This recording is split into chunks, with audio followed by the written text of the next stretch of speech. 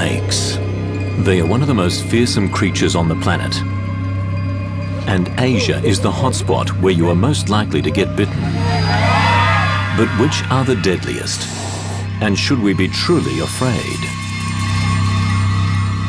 International venom doctor Brian Fry comes face-to-face on a mission to discover the killer cocktail of venom and violence needed for the crown of Asia's deadliest snake. This is a snake you would not want to get bit by. From vipers and sea kraits, cobras and coral snakes, which one has the opportunity to be the perfect killer? If you did get bitten by one of these, you're dying screaming. Knowing the answer may one day save your life.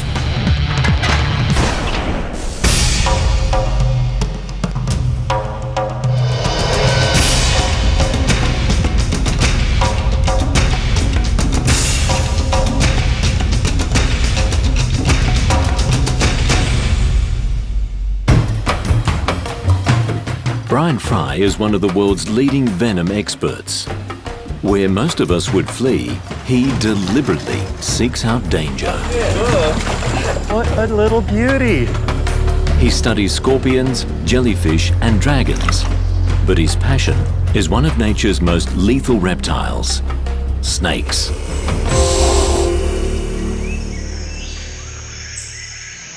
In Asia, it's estimated over 100,000 people a year die of snake bites. But which among the continent snakes are directly responsible? How do they kill, and what can we do about it?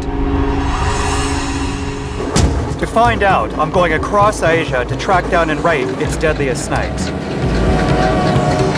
To determine the ultimate killers, I'll be considering several key factors: opportunity, aggressiveness, strike ability, the potency of their venom. My first candidate is the reticulated python. It's the longest and one of the world's most powerful snakes. It kills mainly by suffocating prey in a death grip. This enables it to take on animals larger than themselves, possibly even humans. So does the python's size and power really make it the ultimate killer? Does it have the opportunity? Reticulated pythons can be found throughout Southeast Asia. Some of the largest are reportedly found in Indonesia. I've traveled to the island of Bali in the heart of the country, where I find pythons living amongst human population. This certainly gives it the opportunity to be deadly. As everywhere in Asia, snakes and people are in close proximity, particularly in a ravine like this, which is a perfect spot for a python. There's lots of vegetation, there's nice deep caves. Now, could a child be taken by a python? Possibly. Not a small one like this. This one's only about 12, 13 feet.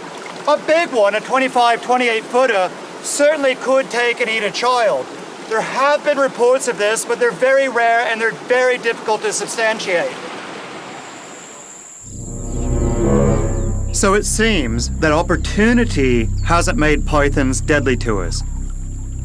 What about its large size and power? Reticulated pythons can grow to a record-breaking 30 feet or so. Such a big snake can be much more of a handful than the one I saw by the river. But they're rare these days. European demand for their skins alone sees some hundreds of thousands killed per year.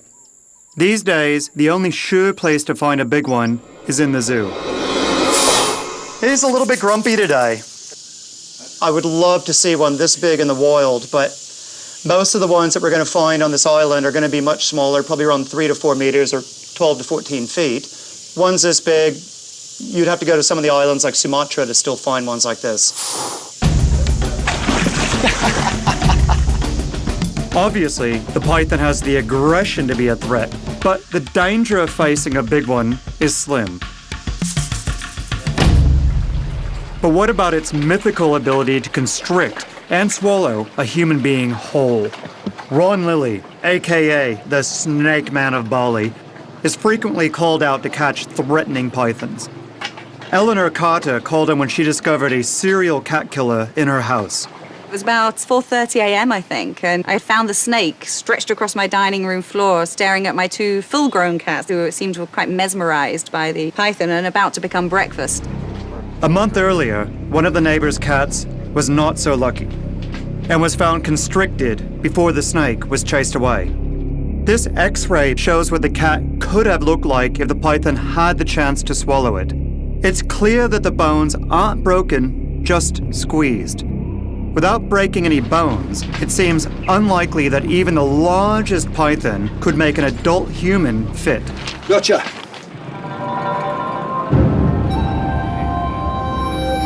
In Bali, I discovered that, by and large, people got on with pythons. There's even a meeting of snake enthusiasts every Sunday where the public is invited to get to know the snakes. Some pythons are even placid enough to be held by children. It's fascinating that each individual has a different temperament, just like us. All in all, pythons are really only at the beginning of our deadly scale. That's because, although they have the size, crushing ability, and opportunity, they rarely attack people. And they lack a key chemical weapon that some snakes have perfected: venom. What makes a snake venom so deadly is a unique cocktail of toxins found in it. There are three main kinds of components. Hemotoxins cause blood clots and unstoppable bleeding. You could bleed to death or even have heart failure. Cytotoxins destroy flesh, which is why some people have amputations after being bitten. Neurotoxins attack the nervous system. Like nerve agents in chemical warfare, they stop breathing through lethal paralysis. Snakes combine these different types of toxins in deadly combinations, aimed to incapacitate a victim long enough so they can be eaten. So for the rest of my search for Asia's deadliest snake, I'm looking for candidates whose venom is toxic enough and delivered in large enough amounts to kill a human being. Like a murder detective, also look out for other deadly clues, like a suspect's aggressiveness, opportunity, and the means to strike in one deadly blow.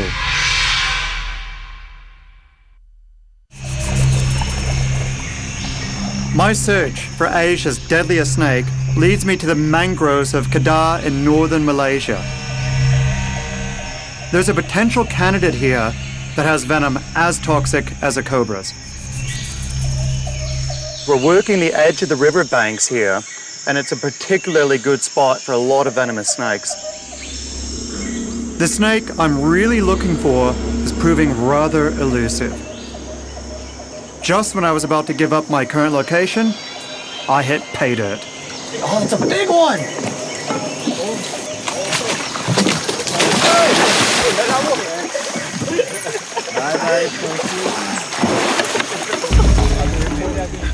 The mangrove snake. It's highly adaptable, a voracious predator, and has seriously potent venom. But is it deadly enough to kill a human being? So they've got their fangs sitting in the very back here, and then they chew the venom in rather than injecting it through the syringes like a cobra or a viper would. These snakes have venom as potent as a cobra's, but they don't have very much of it, and it's delivered much less efficiently to humans. What they do is they live at the edge of the branches and wait for birds. And because of that, their venom has been evolutionarily selected to be much more potent on birds than it is on mammals. I've had several bites by this kind of snake, and what they do is they give you a splitting headache, and they can affect your balance a little bit, makes you a bit giddy. So if I want to find Asia's deadliest snake, I'm going to have to look elsewhere. My deadly quest leads me further into Malaysia, to a famous Taoist temple on the island of Penang. Aptly called the Snake Temple, it was established over 190 years ago at a time when there was only jungle around it. There's a member of the congregation here armed not just with a venom that can cause heart failure, but with another formidable weapon. The Temple Viper. It so enjoyed the shelter given by the Snake Temple that it's made it its permanent home.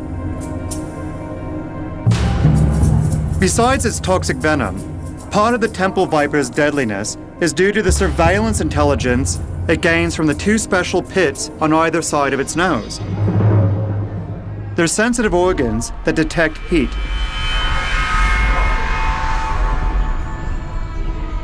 Many vipers have pit organs that give them an amazing heat sense.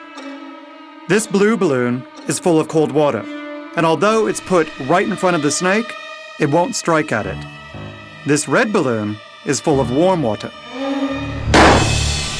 Like a soccer replay, we can only see it properly when slowed down 20 times in this special camera.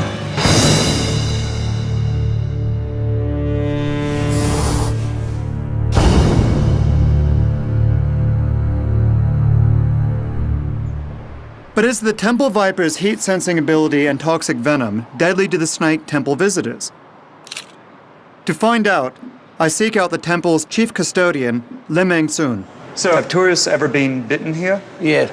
Previously, there was no sign because twice tourists got bitten by the snake when it touched. Okay. That's why we put up the sign. And what happened to them? They went to the hospital. Okay. And they were okay? Yeah, okay. Did they lose their finger? No. You might not die, but you'd be in so much pain you'd wish you would die just to end it. Just kill me. So even with its deadly abilities, it seems that the Temple Viper may not be a man killer. The only way to be absolutely certain is to see it feed.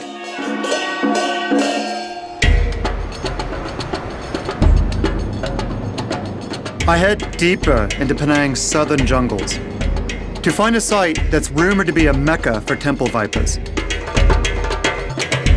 This is a World War II bunker system set into the middle of the Malaysian jungle, and it's remarkable habitat for deadly snakes because you have pristine environment over here, but then you've got lots of artificial structure that provides cool areas for the snakes to hide in. This bunker complex was built by the British for Malaysia's defense in the late 1930s. Somewhere in this maze should be rooms that are just to the liking of the temple vipers. The perfect place to find it feeding. Oh, how cool is this? There's 9 snakes just in this one room, and they're not trapped, there's openings. Here's a really nice female temple viper. During the day, they'll just be sitting on the branches, just quite content. So you might say that the temple viper preys at night. And it's in these conditions that the viper's special heat sense excels. Without lights, these roosting birds would be invisible. But with its temperature-sensitive pits, the temple viper can see them just as clearly as our thermal camera. Flighty birds require patient stalking, but the temple viper also feeds on mice.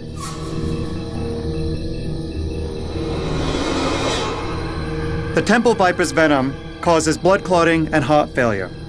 It's strong enough to knock out this rodent within just a few seconds. Hot-blooded mammal and cold-blooded killer are seen clearly contrasted. How cool is that? He's using those very long fangs to just walk along the mouse, swallowing it head first. She's trying to figure out what I am because I'm a huge heat signature to her. I just want to stay nice and calm so she doesn't think that I'm a predator. So, where does the temple viper fit in the scales of deadliness? It has large forward-mounted fangs that could penetrate deep into human flesh. Its blood-curdling venom causes clots and internal bleeding with a screamingly painful bite. But because it releases only a moderate amount of venom and is geared towards prey like tiny rodents and birds, it will affect your breathing, but probably won't kill you, unless you had a weak heart. In fact, extracts of temple viper venom containing neurotoxins are being used in anti-wrinkle cream.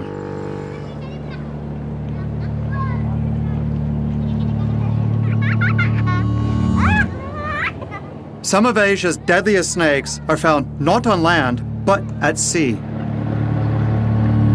I'm continuing my journey to southern Indonesia to find a particularly beautiful but highly venomous species.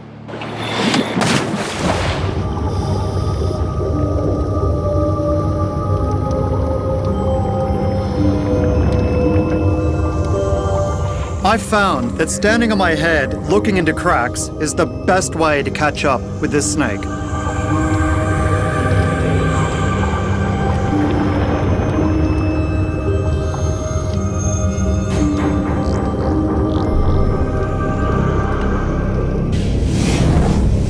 This is a banded sea crate. It has tiny fangs, but is armed with neurotoxic venom more powerful than a cobra's. We know it's deadly to humans because fishermen have been killed removing them from nets. The sea crate hunts for fish around coral reefs. Its venom is so fast-acting and deadly to us because it must instantly immobilize its prey, otherwise the fish will just swim off. With scuba sports becoming more popular, do divers fear these snakes? Well, there's only one way to find out. Holy ow. Dive tourist Monty Sarongan from Jakarta kindly volunteers to get up close and personal with the banded sea crate I've just caught. They're sweethearts. They're nice. Come on, they're not sweetheart. I dive more than 1,000 dives, but I always avoid these things. They're very nicely tempered. See, they're not even trying to bite. Oh, God. So is this the first time you've ever held a snake? Yes, it's the first time. Last time? No, don't say that. I didn't mean it that way. Oh, You know anything about their venom? Do you know how their venom works? It paralyzes your ability to breathe. Okay. So you can't inflate your lungs. As a diver, you'd of course know all about the importance of air. So the way that these kill is that they paralyze your ability to breathe. But that's what they do to the fish, that they paralyze the fish gills as well as the fish muscles. okay. And then they swallow. There are bites on record, but they're very, very rare. But usually it's the person's fault. They're trying to kill the snake, and the snake is just trying to defend themselves. It's not that they can't kill you, it's just that they have such a nice temper that they don't want to bite. But if you did get bitten by one of these, you would be in real trouble. Yeah. How's your heart? My God, thank you very much. Thank you. That's very remarkable experience, you know. Go have a beer.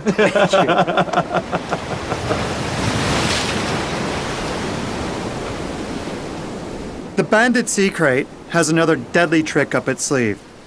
It can come back onto land. In fact, it has to in order to breed. This puts it in direct contact with people, giving it the opportunity to kill.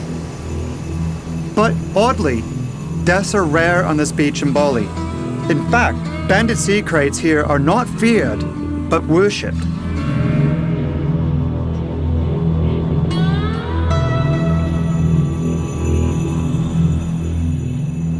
In the Bali Hindu religion, the sea crates have a central place. One of the kings has a sea crate as a belt. And it's of no coincidence that you find them in places like this. This is a perfect place for a sea crate. Unlike the true sea snakes, they have to return to the land. This dramatically increases the likelihood of human contact. Yet, despite the fact that hundreds, if not thousands of people every single day in Bali encounter these snakes, bites are almost unheard of, and deaths are even rare.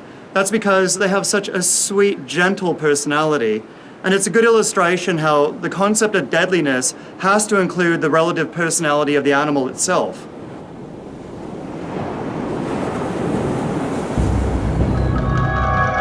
In my search for Asia's deadliest snake, there's one candidate I've always wanted to meet. The fatally beautiful blue coral snake. It's been a dream of mine for over 10 years to find and milk the venom of a blue coral snake in the wild. They reportedly have the longest venom glands of any snake, with the potential to deliver lethal quantities of toxin. On reputation alone, the snake's near the top of my list, but I've got to be sure. They live in leaf litter and under mossy bark. And occasionally sightings are reported when gardeners clean up the mess from fallen trees in places such as golf courses. I never realized how good golf buggies were for finding deadly snakes. They're ideal for my equipment and my clubs, the number 6 snake hook and the number 9 tongs. You can see so much from the open cart, and with my snaking caddy Ewan, I set out for what should be a good round. False alarm over the water obstacle. It was only a monitor lizard. And then we thought we saw something glisten in the grass. The method of capture we use is fast and designed to be the least stressful for the snake. Oh, yeah. Oh, that is a stunner. To milk the blue coral snake's venom, I need to be careful not to get bitten while putting only light pressure on it. Oh, look at that. Oh, no. Oh, that is frightening. That is so much more venom than I expected. I suspect it's going to be stupidly toxic. I have a feeling this is going to be one of the most toxic venoms I've ever studied. The main danger of this snake is that in addition to having lots of venom, we know it's really toxic because people have died from it, and there's no antivenom. There is absolutely no treatment for this snake.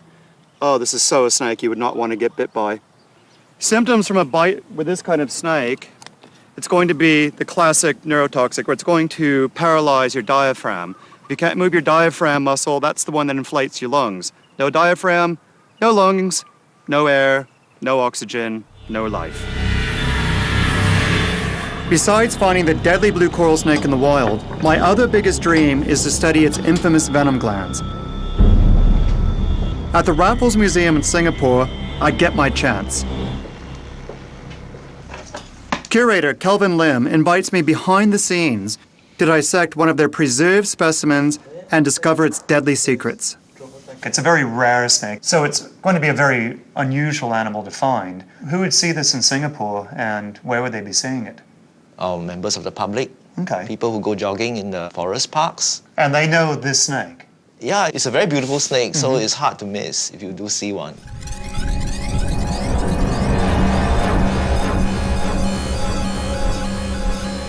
So what we've got is just behind the eye, we've got the normal venom gland, but it's very, very small and there's not much muscle attached, so it's not really being used for anything.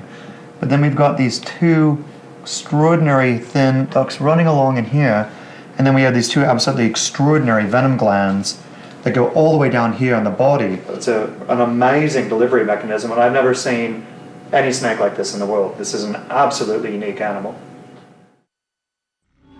It's a big adrenaline rush for me to find and study this snake, but it's not only about that.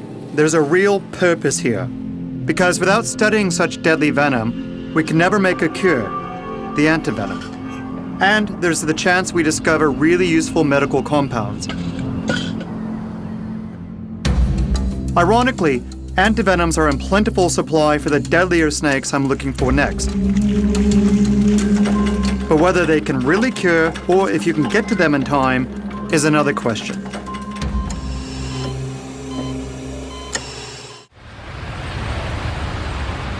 Some of the snakes we've seen so far, they have some of the combination of arsenal versus opportunity, but not quite there. The ones we're going after now, they have it all, and that's what makes them Asia's most deadly. Shaiful Abdul Aziz family has a tradition of working with and breeding snakes. He tours all over Malaysia with a carefully planned show. He does it to make a living, but also because he wants people to understand snakes better. Today's star is the king cobra, the biggest venomous snake in the world. Delivering record amounts of venom, it can cause death in just 15 minutes. In the wild, it usually hides from people, despite the fact it is near the top of my deadly list. The highlight of Shaiful's show is a deceptively simple but highly dangerous kiss to the head of the cobra. Several performers have been killed attempting to do this same trick, as a bite to the head is almost always fatal. It's recently been discovered that there are several distinct types of king cobra across Asia.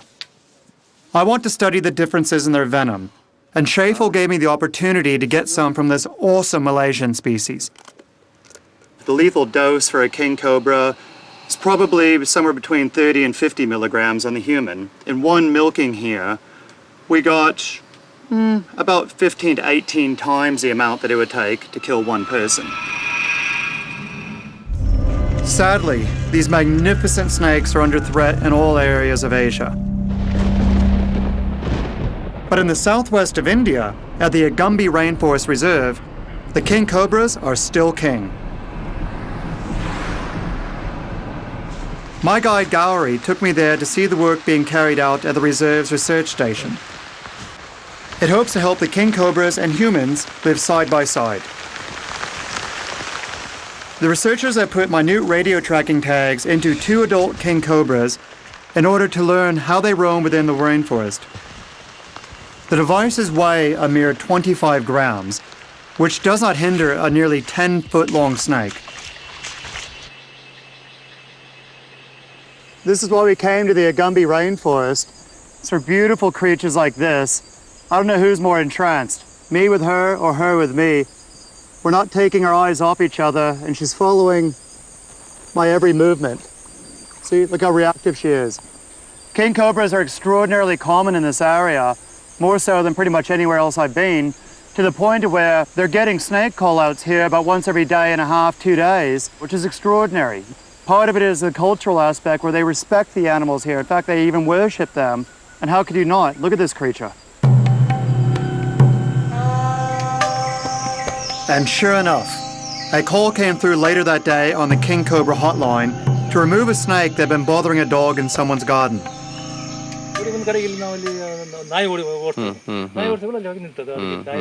Oh, nayi bandittu. Our friend says the snake came through that forest there, and he was very close to the house, and the dogs started chasing him. Dog with a death wish. No.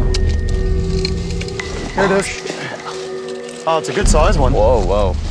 I'll get Yeah. Get the bagger.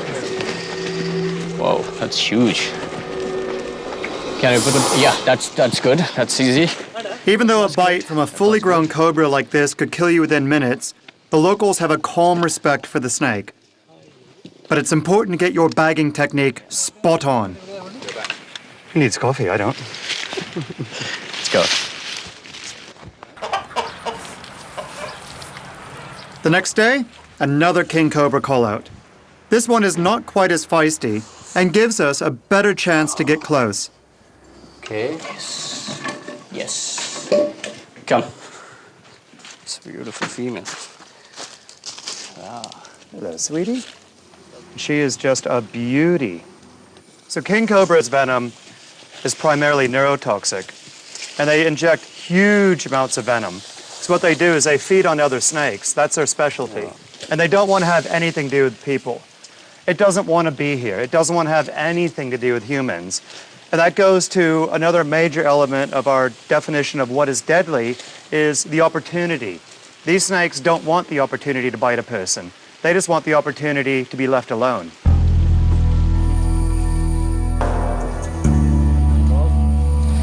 There he goes. There he goes. Look at that. Wow.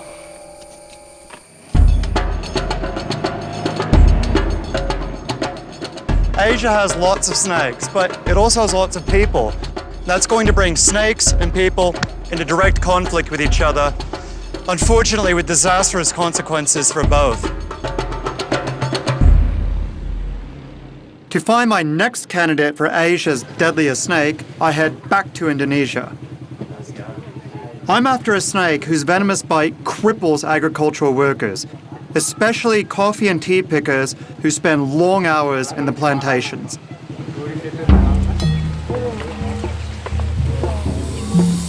The green tree viper. A bite from it on the finger can lead to amputation. With its venom and clear opportunity, could this snake be the deadliest of the lot? Not quite, but very close. These are actually one of the most medically hazardous snakes in all of Asia.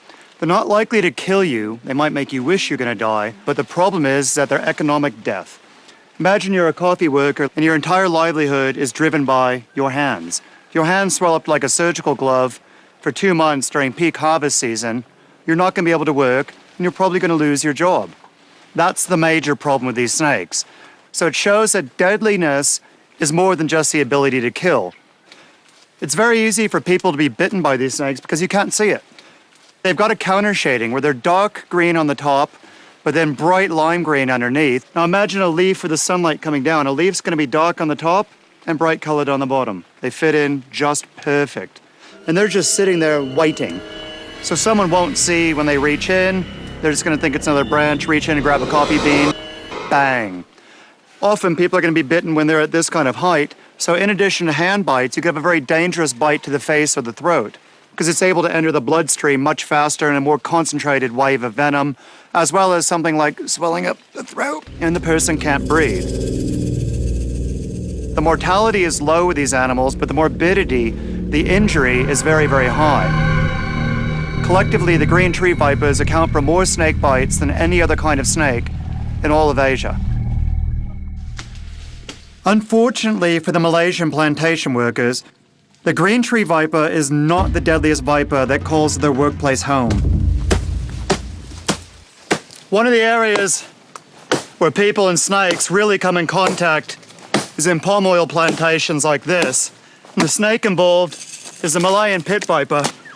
And now we're getting really serious. The Malayan pit viper. It has extremely potent venom that causes internal bleeding. This snake also has 2 other key factors that make it Asia's 4th deadliest snake: opportunity and a really nasty attitude. In northern Malaysia, it's responsible for hundreds of snake bites annually, some leading to death. The way that Malayan pit vipers get their prey is that they sit right at the edge of game trails and then just wait. They're the venomous equivalent of a landmine. They just sit there waiting, bang! And then just explode up. Like other pit vipers, it has this ability to see your heat, just like this camera.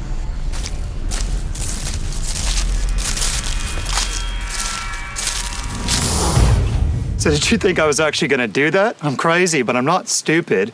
We're just using an empty boot, which is very light, so it's not hurting the snake, but allows us to demonstrate what would actually happen to one of the workers here at the palm plantation. When a Malayan pit viper bites a person, initially it's just numb. They feel nothing. But then the pain slowly creeps in and becomes absolutely agonizing while the flesh is destroyed. Hasma Binte Ibrahim was bitten by a Malaysian pit viper as she picked spinach in her garden. She was bitten on the finger but survived. Very painful. I feel like numbness. Then my hand was swollen, and after 1 month, my finger became dark. Hasma had to have further operations to straighten her withered finger and has lasting damage 20 years later. Can you bend it? Not completely bent. Hasma's wound confirmed my view that non-lethal bites can still cause years of trouble. But those of deadlier snakes are more horrific still. In Chennai, India, I was again on their trail. In order to understand snakebite, you need to understand the local culture. And the only way to understand the local culture is to go there and live it. And hope you survive the driving.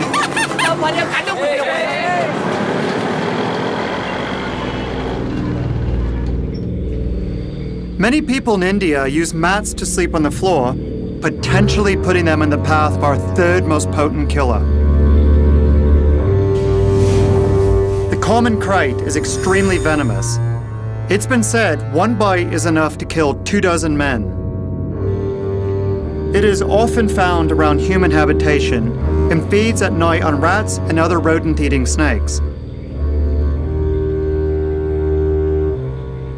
Many incidents happen when the krait crawls under people's sleeping mats, biting them when they turn over. What's truly frightening is that the bite isn't painful. and death is almost certain without treatment.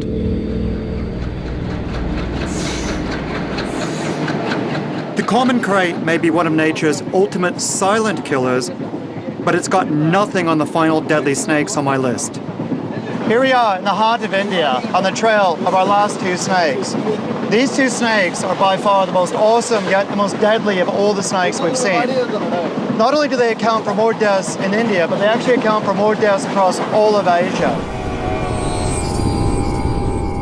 Our second most deadly snake is the Russell's viper. It has the opportunity, a bad temper, and venom that will kill you by destroying your blood.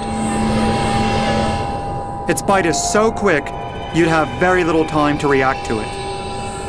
It's known to kill thousands of people every year in India, and even if you survive it, it causes devastating wounds. Sharada Sina knows the consequences only too well. My friend and snake expert, Gauri, helps me understand what a profound effect the viper's bite has had on her life. When she got bitten, the pain was very, very deep, and it's like a burning sensation. She was really scared, and she thought she's going to lose her life. She was worried about the family, who will look after them, and what happens if she dies, After getting bitten, Sharada needed 30 ampules of antivenom and was bleeding profusely. A classic symptom of Russell's viper bite. Although her wound did not go gangrenous, it still hasn't healed properly after 4 months.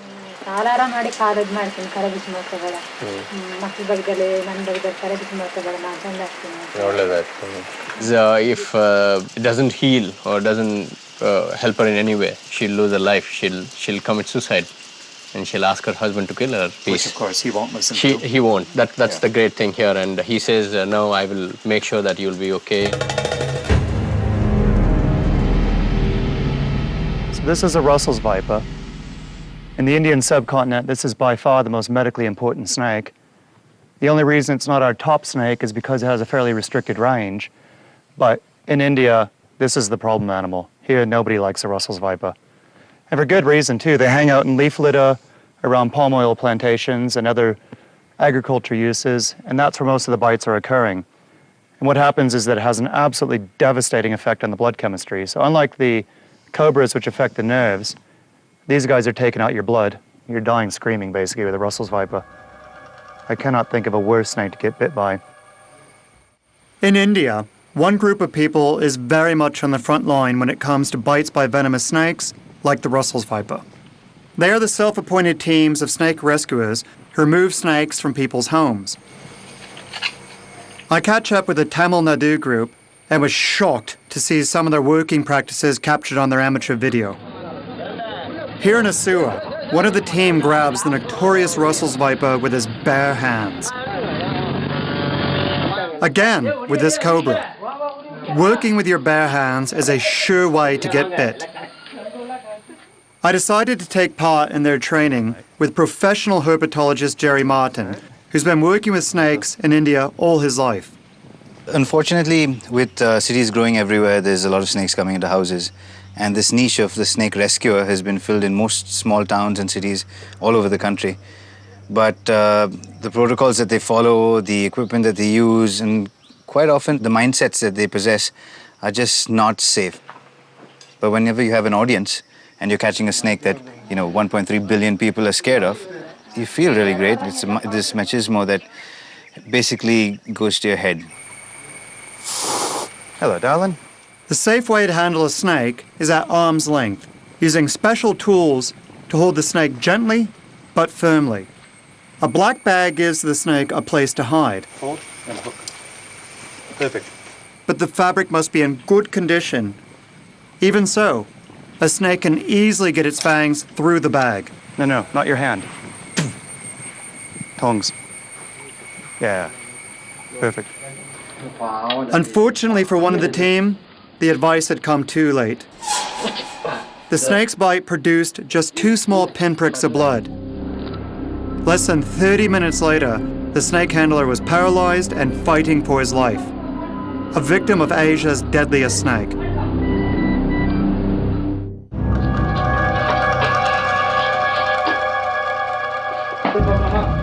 Robin Bernard, bitten by Asia's #1 killer snake, soon starts vomiting and feeling short of breath.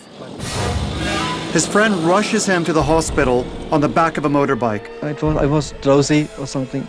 I even felt the smell in my mouth. I tasted the venom. At the first or second minute, I felt I losing my eyesight. It was all flashy thing. The bus headed towards us was all white. That's because your pupils were relaxing, and then that meant more light was coming in. Because when you die, your pupils don't get small, they actually get big. Robin loses consciousness as the cobra's neurotoxin cripples his ability to breathe.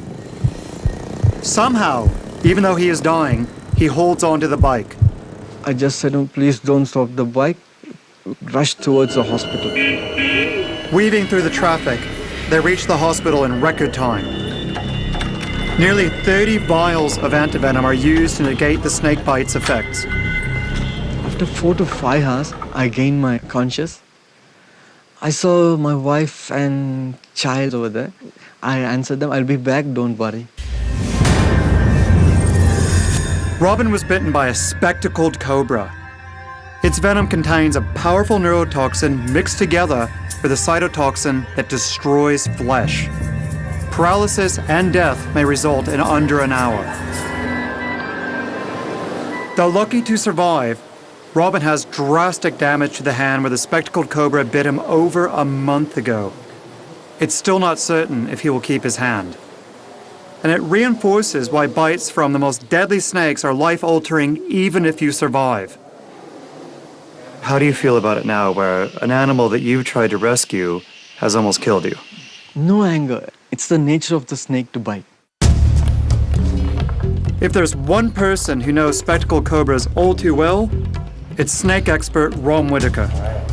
I went to meet him and the snakes in his garden. Didn't see any snakes though. No, I didn't say anything, but it looks like a good spot. Yeah. Nearly 40 years ago, Ron pioneered antivenom production in India together with the rural people of Tamil Nadu. Big cobra, that'd be what, a It 2-meter is. animal or even longer. That's big. Cobra, cobra. Oh, there we go.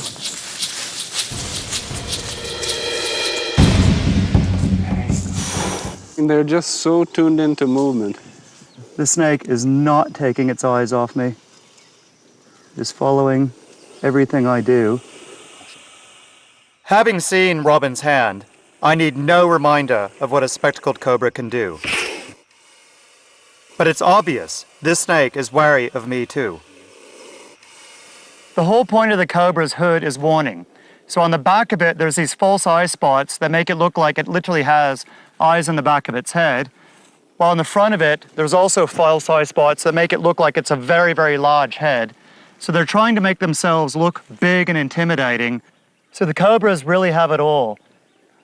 They have big fangs, big venom yields, very, very potent venom, and also the opportunity. They're extremely common around people's houses because of all the rodents. If you leave a lot of refuge around, you're going to have a cobra problem.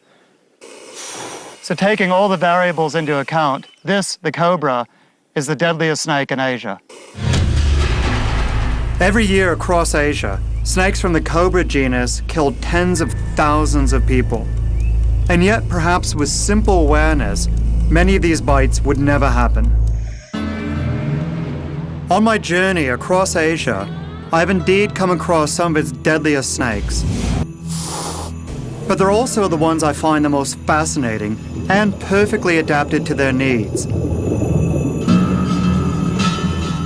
Their venom is deadly to the animals they eat and has become ever more toxic to counter the resistance of the prey. When we get in the way, we encounter this deadliness. But to a snake, there is nothing more deadly than man.